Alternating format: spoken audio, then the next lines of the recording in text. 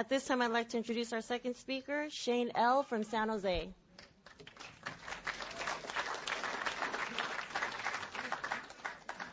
My name is Shane. I am an addict. Thank you, NA. Thank you, NA. Thank you, NA. You know, without this program, without this fellowship, without these steps, I would not be where I am today. You know, I don't know. God doesn't actually just drop something in our laps. Like, we're not just given a job. Most of us have to get out there and we have to do something to get that job. We either have to start looking through the paper, go online, fill out a resume, an application, go down there, interview, maybe a callback, maybe a couple interviews, and then you finally get the job. And it's the same way with recovery. It's not just dropped into your lap. You have to do some work to get it. There's got to be a little bit of you that you put into it to be able to make this thing work, you know. And that's what I found. Because I've been around this fellowship since 1986, and I did not have 20-some-odd years. I have relapsed again and again and again. You know, and if there's any other people in here that have relapsed, you know what that feels like. You know how hard it is to come back into the rooms afterwards. You know, to feel like you've just been beaten, like the thing doesn't work for you. You know, like you can't even succeed at that, at not doing something. How can you not succeed at not doing something? You know?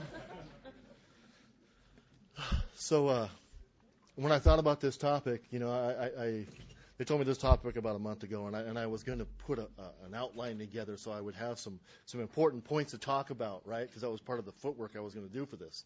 And I would sit down on my computer and I would start to write a couple of things, and none of it sounded right, you know. And then I thought, well, maybe I'll make a slideshow or a presentation or a PowerPoint, you know. And I would have a projector here, and I would have all this stuff I can refer to. And nobody wants to see that stuff, you know. And I never got to that anyways, you know. What I did do is I thought a lot about what has gone on in my life, you know, how I have put the footwork in my life to make it work this time. You know, my clean date is February 9th of 2006. I celebrated 4 years last month. And I'm a guy who couldn't put 4 days together.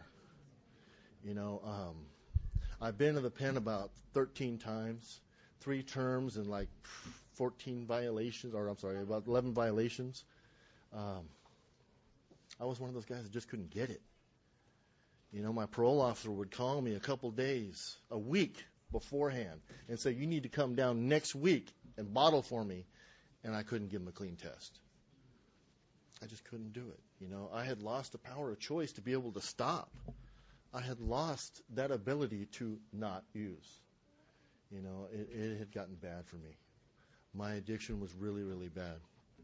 So, like I said, I came around these rooms in 1986, and I did a little bit of the work, and I did a little bit of what you guys do, and I got about 9 months of clean time. And my life got really, really good.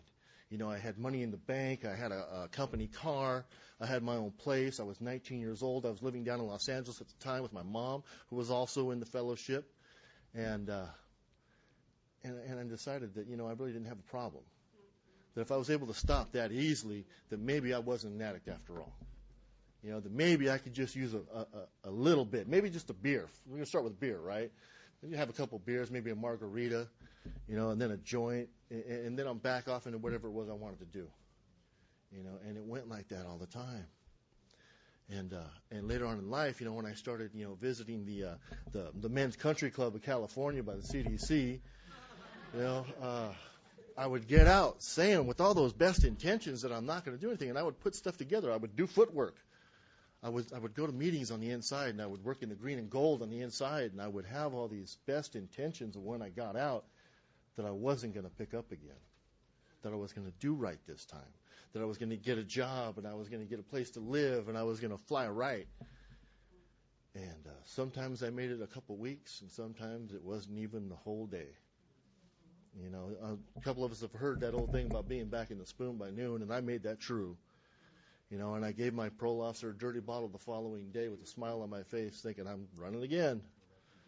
You know, so when I came around the rooms this time, I was pretty much done. You know, they talk about that gift of desperation, that you just don't want to do it anymore. You know, there's got to be another way. There's got to be something else that I can do that's going to change all this, and I got to find out what it is.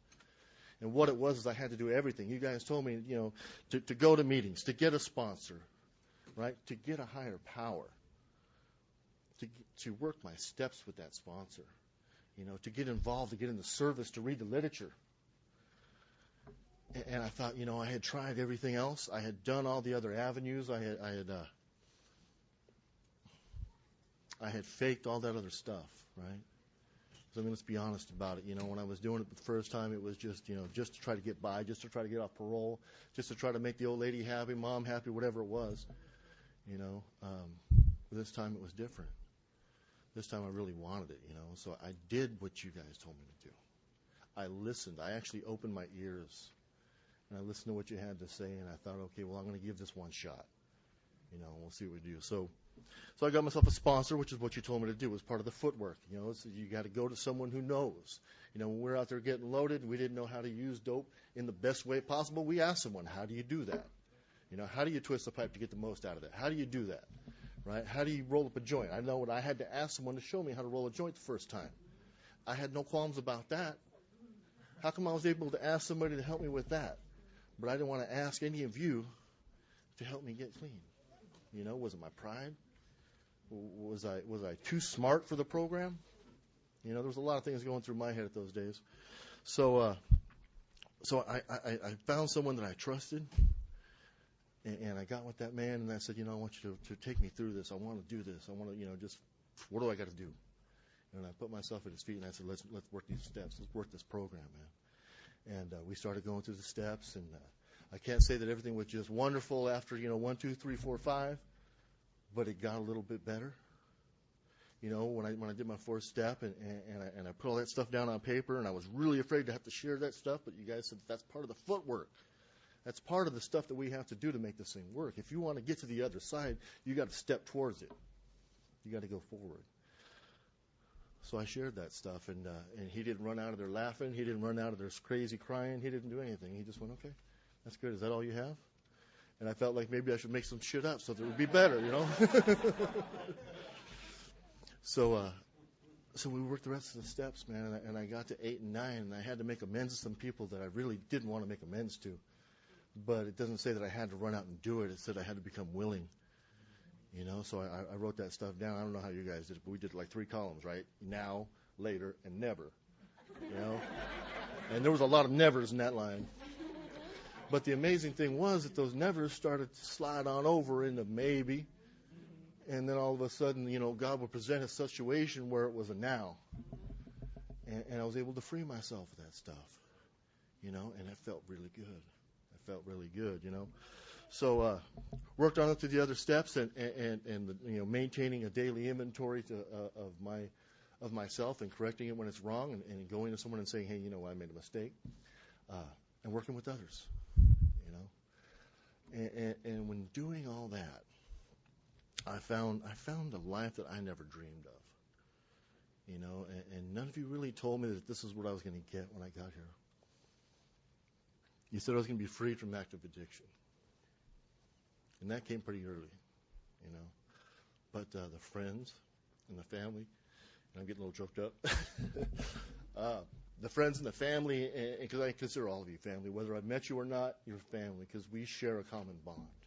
We all went through this. We all felt those pains, those horrors, the incomprehensible demoralization, not liking yourself. Not liking yourself. I hated myself. At the end of my addiction, I was my own worst enemy. And I would do things to me that if you did them to me, we'd have some problems. And I would be okay with it. And I would do it on another day, and I would do it another day, and I would do it again and again and again.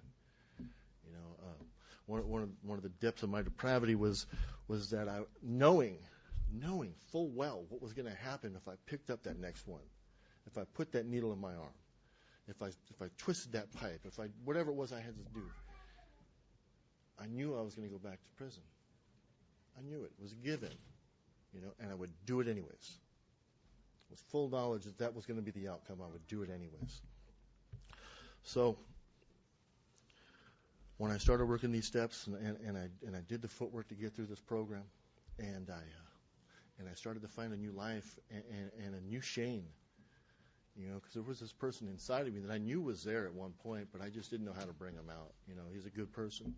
He's got a loving heart. He likes to help others. He likes to be around people. And in my addiction, I just wanted to be all alone, leave me alone. So I started really getting involved in this fellowship, and I go to a lot of meetings, and I get in the service, and I come to the conventions, and I share with others, and we laugh and we have a good time, and that's what this thing is all about. And it's for me, it's been getting a whole new life, And thank you, NA. Thank you, NA. Thank you, NA. And that's all I got.